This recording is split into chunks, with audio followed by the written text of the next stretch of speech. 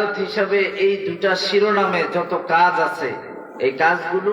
আমাদের জন্য করা এবং এগুলো আমাদের প্রত্যেকটা মুহূর্তে এগুলো এই কথাগুলো আমাদের জেহেনে রাখা। আল্লাহর সন্তুষ্টি, রসুলের সন্তুষ্টি, এই দুইটাকে আঁকড়ে ধরা, আর আল্লাহর অসন্তুষ্টি এবং রসুলের অসন্তুষ্টিকে বর্জন করা। কেননা যারা দুনিয়াতে আল্লাহকে বাদ দিয়ে শয়তানকে সন্তুষ্ট করে, তাদের আখিরাতের আযাব মৃত্যু থেকেই শুরু হয়ে যায়, মৃত্যুর সময় থেকেই তাদের আযাব শুরু হয়ে যায়। আল্লাহ পাকের পয়গম্বর হযরত ইব্রাহিম আলাইহিস সালাতু ওয়াস সালামকে আল্লাহ তাআলা ডাক দিয়ে জিজ্ঞেস করছেন, লাম্মা তুফিয়া ইব্রাহিম আলাইহিস সালাম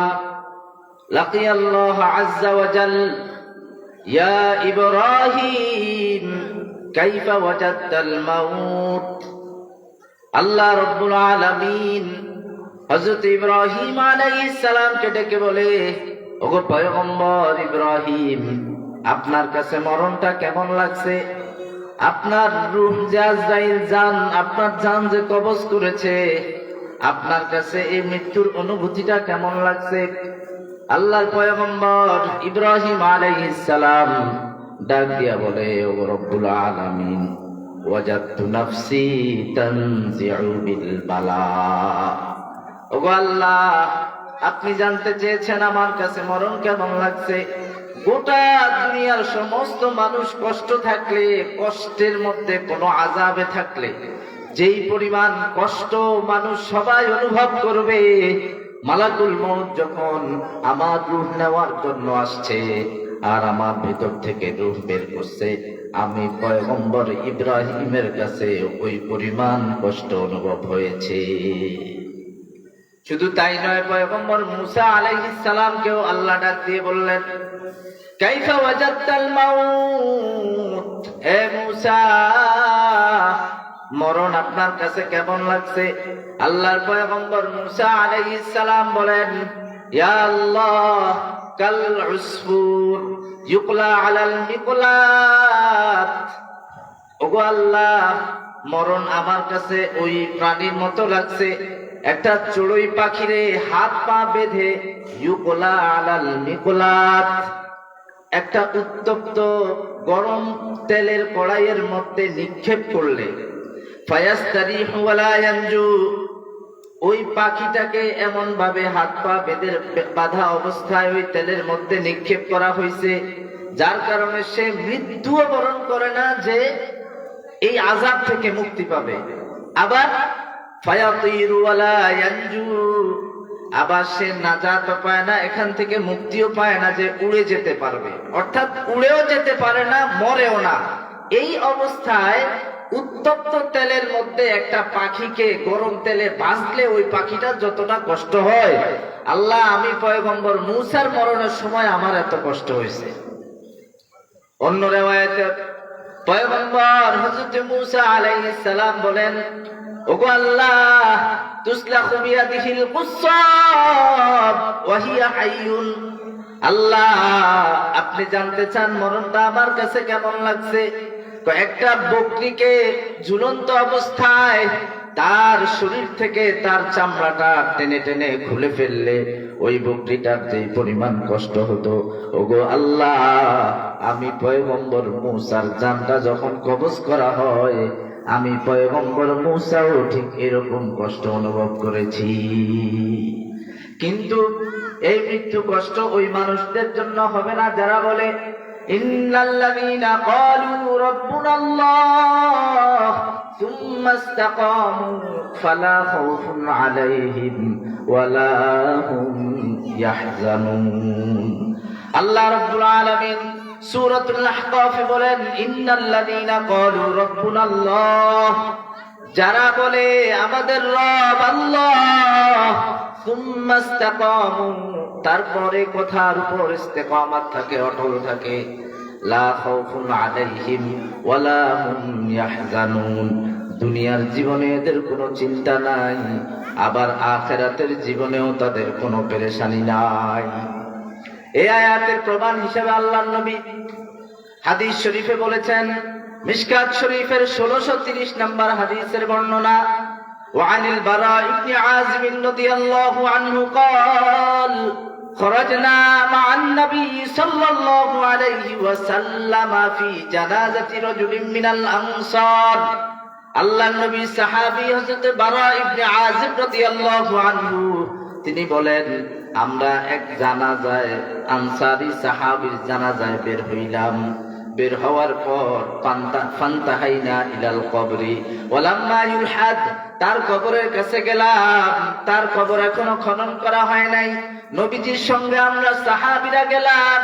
সেখানে যাওয়ার পর ফাজালাসা রাসূলুল্লাহ সাল্লাল্লাহু আলাইহি ওয়াসাল্লাম আল্লাহর নবী জমিনে বসে পড়লেন ওয়াজালাসনা হাওলা আমরাও আল্লাহর নবীর চতুর্পাশে বসে গেলাম কান্না আলা রুসিনা তাইর এমন ভাবে বসলাম যেন আমাদের মাথার উপরে পাখি বসে আছে এভাবে আমরা নবীজির সামনে বসা কিছু সময় পর আল্লাহর নবী ফারাফা রাসা উপরের দিকে মাথা উঠালেন মাথা উঠায়া বললেন ইস্তাইযু মিন আযাবিল কবর হে আমার সাহাবীরা তোমরা সবাই আল্লাহর কাছে কবরের আযাব থেকে পানাহ চাও এই কথা দুইবার কি তিনবার বললেন তারপর নবীজি বলেন ইন্নাল আবদাল মুমিনা ইযা কানা ফি ইনকিতাইন মিনাদ দুনিয়া ওয়া ইকবালিন মিনাল আখিরা আল্লাহর কোন মুমিন বান্দা যখন দুনিয়ার সফর শেষ করে আখিরাতের সফরের দিকে রওনা হয় তখন রব্বুল আল্লাহর নবী বলেন হাত্তা ইয়ানসিলা ইলাইহি মিনাস সামাই মালাইকাতুন বিদুল ওয়ুজুহ কাআন্না ওয়ুজুহাকুমুশ শামসু মা'হুম কাফানুম মিন নাকফানিল জান্নাহ ওয়া হানুতুম মিন হানুতিল জান্নাহ আল্লাহর নবী বলেন এই মুমিন বান্দাকে নেওয়ার জন্য আকাশ থেকে একদল ফেরেশতা অবতীর্ণ হয় যাদেরকে দেখতে কান্না ওয়ুজুহাকুমুশ শামসু সূর্যের আলোটা যেমন চমকদার ওই সমস্ত ফেরেশতাদের চেহারাগুলো এমন চমকদার মাহুম কাফানুম মিন নাকফানিল জান্নাহ তারা আসার সময় তাদের জন্য ওই আল্লাহর বান্দার জন্য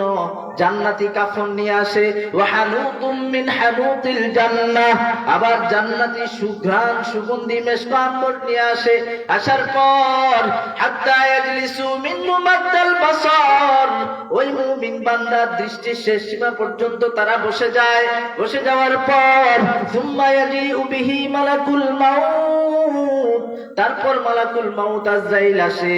আসার পর হাত্তা জালাসা ইনদা রাসি ওই আল্লাহর মুমিন বান্দার শিউরে বসে যায় বসে যাওয়ার পর আল্লাহ রাব্বুল আলামিন বলেন আল্লাযীনা তাতাওয়াফাহুমুল মালাইকাতু তাইয়িবিনা ইয়াকুলুনা সালাম আল্লাহর মুমিন বান্দার জান কবজ করার জন্য যখন ফেরেশতারা আসে আসার পর ইয়াকুলুন তারা বলে সালাম তোমাদের উপরে শান্তি বর্ষিত হোক সালামুন আলাইকুম তিবতুম